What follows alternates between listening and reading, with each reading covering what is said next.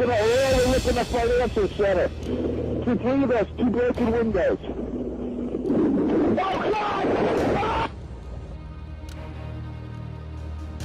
September 11, 2001 was a day of national tragedy and individual misery for countless people.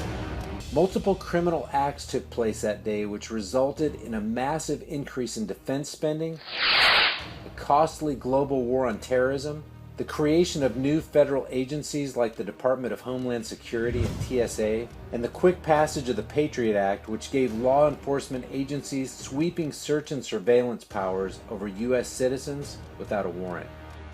This video was produced in honor of those whose lives were taken and whose loved ones have had to live with the sad devastation of losing friends and family, and to those thousands more who to this day have had the quality of their lives diminished because of the conditions they were subjected to that day as they attempted to rescue those in trouble. And as difficult as it may be for some of you to believe the facts stated in this video, each statement is supported in the source links that are listed in the description below. Please take the time to do your own research and draw your own conclusions. According to the General Accounting Office, over $60 million was allocated to investigate the Whitewater land deal, the Monica Lewinsky scandal, and other issues involving the indiscretions of Bill Clinton. But a mere $15 million was the most officials could muster to investigate the highest profile mass murder on American soil the world has ever seen. On 9/11, after the first plane hit the North Tower of the World Trade Center, people in the South Tower wanted to leave but were advised by Port Authority announcements to stay at their desks. Some of those who tried to leave anyway were turned back by security just before exiting the building.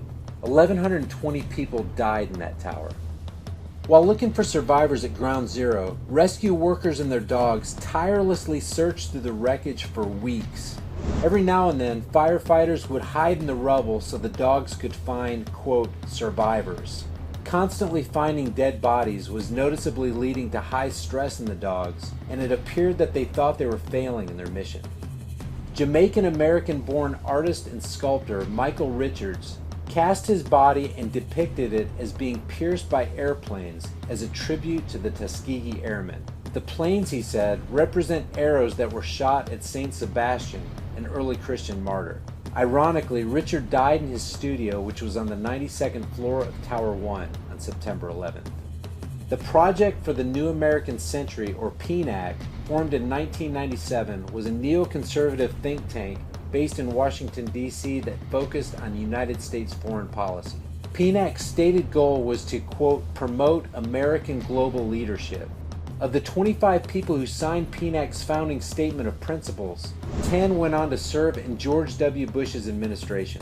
In September of 2000, exactly 1 year before the 9/11 catastrophe, PNAC launched its most influential publication, a 90-page report entitled Rebuilding America's Defenses, which asserts that the United States should, quote, seek to preserve and extend its position of global leadership by maintaining the preeminence of U.S. military forces. They state that they need to exploit the revolution that is transforming technology and bring it into the military in order to, quote, preserve American military preeminence in the coming decades. In their minds, what will speed such a transformation? Their answer? Quote, some catastrophic and catalyzing event, like a new Pearl Harbor. 1 year later, such a catalyzing event presented itself with 9/11, later referred to by Bush and his cabinet as a modern-day Pearl Harbor. A small group of women called the Jersey Girls, who lost their husbands in the 9/11 attack, basically forced the Bush administration through public pressure to form a 9/11 commission, which was reluctantly charged with preparing, quote, a full and complete account of the circumstances surrounding the September 11th attacks. Their account turned out to be not so full and complete. The commission, now known to many as the 9/11 Omission Report, left out many obvious facts, including the fact that a third building in the World Trade Center complex completely collapsed that day, and it wasn't even struck by an airplane. Described as being damaged in the attack, which started fires on several floors, the 47-story steel-framed federal office building known as World Trade Center 7 collapsed in 6.5 seconds at 5:20 p.m. more than 7 hours after the second Trade Center tower fell. And speaking of Building 7, the BBC conducted a live report in which reporter Jane Stanley announced that World Trade 7 had collapsed. There was just one small problem with the report. Building 7 was still standing in the background as Stanley was reporting that it wasn't standing. Matter of fact, Building 7 wouldn't collapse until 20 minutes after the report of its collapse. This is the Windsor Hotel in Madrid, Spain. On February 12, 2005, a fire broke out on the 21st floor of this steel-framed 32-story building. The fire blazed for 23 hours, gutting large portions of the building.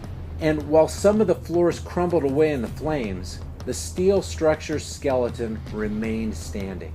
In comparison, the South Tower burned for a mere 56 minutes on far fewer floors before it completely collapsed.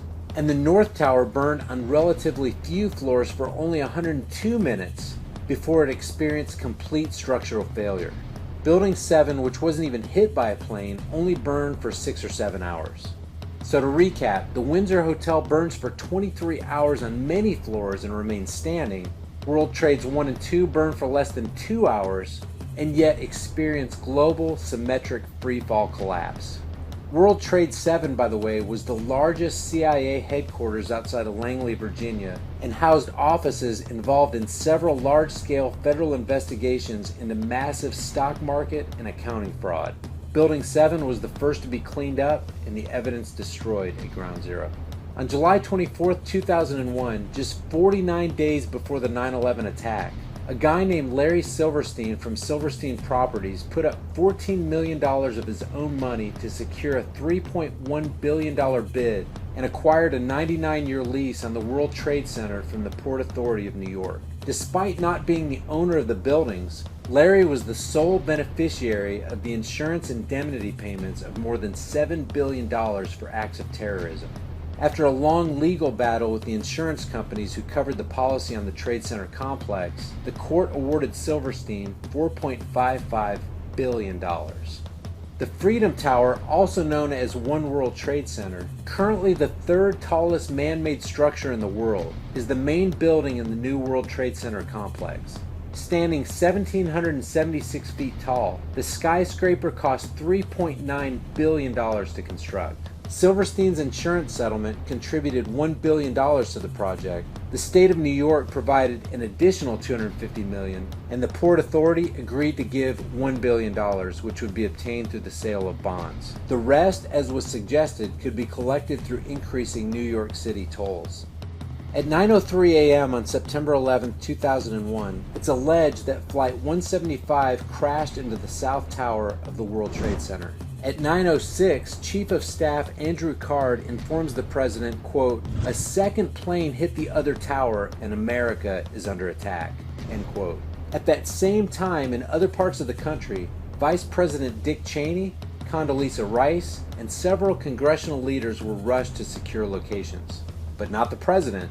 The president's Secret Service detail, whose protocol it is in this situation to see the president as a high-value target with a well-publicized location that must be moved, in unprecedented fashion did nothing to whisk the president of the United States away from that school into a secure location.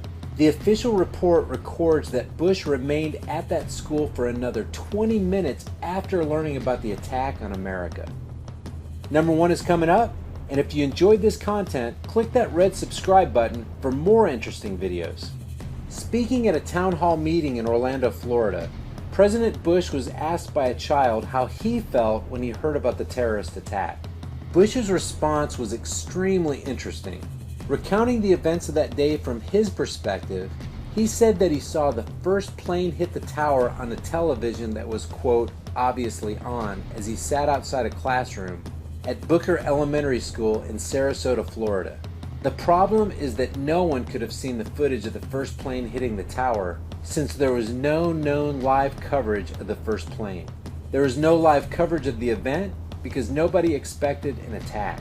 The footage that was taken allegedly of Flight 11 striking the North Tower was captured by Jules Naudet and his French film crew at 8:46 that morning and would not be released to news outlets until a day after the attacks. The president's incredible statement that he saw the first aerial assault was another important item that was omitted by the 9/11 Commission report.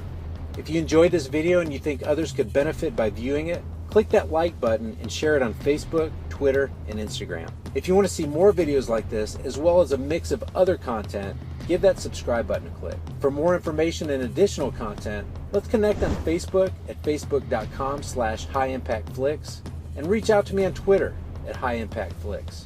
Until next time, remember, it's easier to deceive the masses than to convince them that they've been deceived.